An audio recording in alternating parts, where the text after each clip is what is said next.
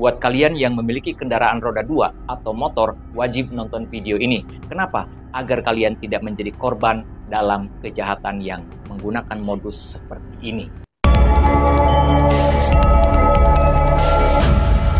Hai semuanya, Assalamualaikum, salam sejahtera untuk kita semuanya. Jumpa lagi di channel Pengacara Santuy. Bukan siapa-siapa, hanya Lawyer Deso.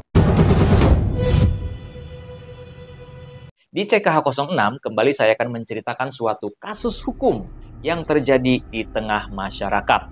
Baik, langsung saja akan saya ceritakan kronologis peristiwanya. Ada seorang mahasiswa yang bernama Dani. Dan Dani ini sedang berkuliah di suatu kota, di suatu kampus, di suatu kota. Dan kebetulan Dani ini tinggalnya di rumah kontrakan. Dani ini bisa disebut atau dibilang anak orang kaya lah. Jadi kalau dia kuliah, dia suka bawa motor mewah yang harganya puluhan juta. Oh, motor apa itu ya? Yang puluhan juta. Pokoknya adalah harganya puluhan juta. Dan Dani, motornya ini selalu dibawa ke rumah kontrakan. Dia menginap di kontrakan dan motornya pun sering dibawa ke kontrakan atau disimpan di area kontrakannya Dani. Nah, Dani ini memiliki salah seorang teman dekat, sebut saja namanya adalah Roni. Dan Roni ini sering sekali bermain dengan Dani. Bermain di kontrakan Dani, ataupun juga di kampus, ataupun juga pada saat nongkrong-nongkrong. Mereka sering bersama antara Dani dan Roni ini. Kemudian di suatu hari, Roni bermain ke rumah Dani untuk bermain PlayStation di hari Minggu. Karena ya, Dani dan Roni ini sering juga bermain PlayStation. Namun pada saat itu, Roni tidak sendirian. Dia bersama salah seorang temannya yang bernama Tejo. Dan Dani ini tidak begitu kenal dengan Tejo, karena Tejo tentu adalah temannya daripada Roni. Nah, pada saat itu, datanglah Roni dan Tejo ke kontrakannya Dani untuk bermain PlayStation. Bermainlah mereka dari pagi sampai dengan siang hari. Akhirnya mereka berdiskusi mau makan siang apa hari itu, dan ditentukanlah mereka sepakat untuk membeli suatu makanan untuk makan siang mereka hari itu. Nah, kemudian Tejo menawarkan diri kepada Dani dan Roni untuk pergi keluar mencari makanan, untuk membeli makanan makan siang mereka. Doni pun tidak keberatan, begitupun Roni, ia mempersilahkan Tejo untuk membeli makanan dengan menggunakan motor milik Dani tersebut. Akhirnya pergilah si Tejo ini untuk mencari makan siang, untuk membeli makanan untuk makan siang mereka dengan menggunakan motor milik Dani. Setelah beberapa waktu kemudian, akhirnya datanglah Tejo membawa makanan atau makan siang mereka. Mereka lanjut makan siang, kemudian juga ngobrol-ngobrol dan beristirahat. Pada sore harinya, Tejo menawarkan Roni dan Dani untuk bermain futsal. Dani dan Roni pun setuju dan bersedia untuk bermain futsal, sehingga Dani dan Roni nanti akan mengontak teman-teman yang lainnya. Dan mereka bersepakat untuk bermain futsal atau sparring futsal di keesokan harinya. Nah, sepakatlah mereka, akhirnya Roni dan Tejo kembali pulang. Nah, keesokan harinya, sesuai dengan yang mereka sepakati, mereka bermain futsal di suatu tempat futsal. Dani dan Roni mengontak teman-temannya yang lain, membawa teman-temannya yang lain untuk sparring dengan grup futsalnya Tejo. Seperti biasa, Doni membawa kendaraan mewahnya, motor mewahnya, ke tempat futsal yang sudah disepakati sebelumnya.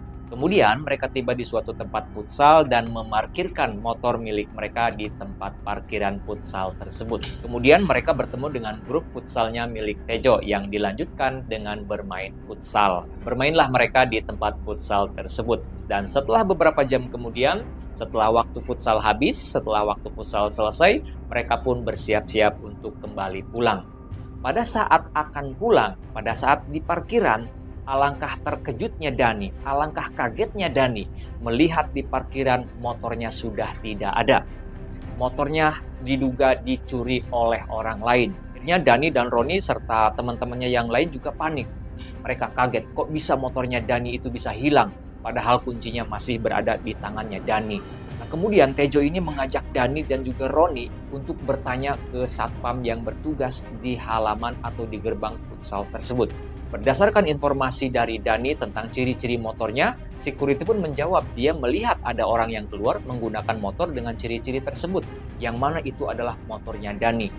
Kemudian Dani pun semakin lemas, semakin kaget, dan dia nggak tahu harus bagaimana. Si Tejo ini mengajak Dani beserta Roni untuk lapor kepada pihak kepolisian.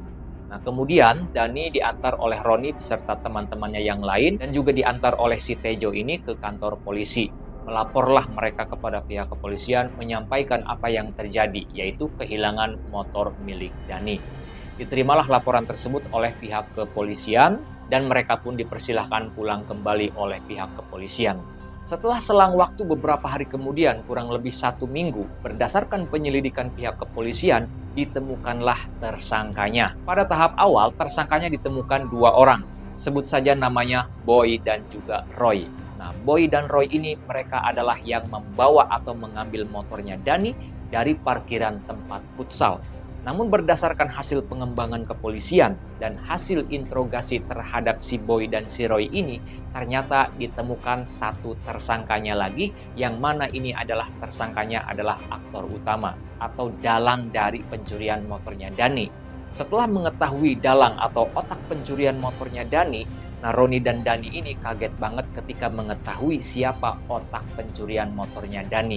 Yang mana ternyata otak pencuriannya adalah Tejo. Ya, Tejo adalah teman daripada Roni yang mendalangi pencurian motornya Dani. Berdasarkan hasil interogasi dan pemeriksaan pada saat penyidikan, diketemukanlah fakta dan juga kronologis bagaimana caranya Tejo bisa menjadi otak pencurian motornya Dani. Ternyata pada saat Tejo dan Roni berkunjung ke kontrakannya Dani, pada saat itu Tejo menawarkan diri untuk membeli makanan untuk makan siang dengan menggunakan motor miliknya Dani. Pada saat itulah Tejo beraksi. Belum si Tejo ini membeli makanan, ternyata dia mampir dulu ke outlet duplikat kunci. Nah, di outlet duplikat kunci itulah si Tejo menduplikat kunci motor miliknya Dani. Nah, setelah si Tejo ini berhasil membuat duplikat kunci motornya Dani, barulah dia membeli makanan. Dan ternyata inisiatif untuk bermain futsal dengan Roni, Dani, dan teman-temannya yang lain itu adalah akal-akalannya si Tejo. Yang mana dia tentunya sudah merencanakan pencurian motor milik Dani dengan bekerja sama dengan 2 orang temannya si Tejo ini yang bernama Boy dan juga Roy. Kapan mereka beraksi? Yaitu pada saat Dani, Roni, dan teman-temannya yang lain beserta si Tejo ini dan grup futsalnya bermain futsal. Ternyata 2 orang teman si Tejo ini yang bernama Roy dan juga Boy, merekalah yang beraksi mengambil motor milik Dani menggunakan kunci duplikat motor yang sudah diberikan oleh si Tejo tersebut. Jadi pada saat mereka asik bermain futsal, beraksilah si Boy dan si Roy tersebut menggasak motornya Dani menggunakan kunci duplikat yang sudah terlebih dahulu disiapkan oleh si Tejo tersebut. Nah, atas kasus ini, Tejo, Roy, dan Boy harus mendekam di jeruji tahanan.